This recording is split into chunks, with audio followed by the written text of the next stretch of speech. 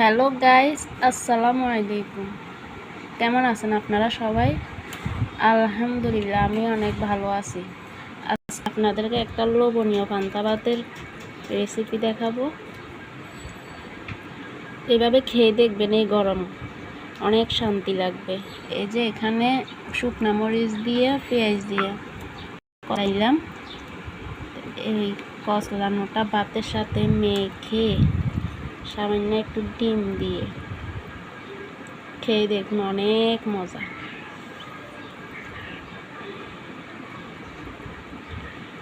তো এই গরমের মধ্যে এই পান্তা খেয়ে দেখতে পারেন, আপনাদেরও অনেক ভালো লাগবে, অনেক লোভনীয়, শরীর একদম ঠান্ডা হয়ে যায়।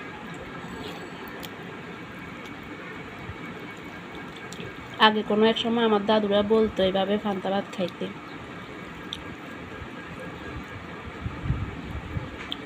তো ভিডিওটি যদি ভালো লাগে থাকে অবশ্যই আমাকে কমেন্ট করে জানাবেন, আর আমার পেজটি ফলো করে নেবেন। আল্লাহ হাফেজ।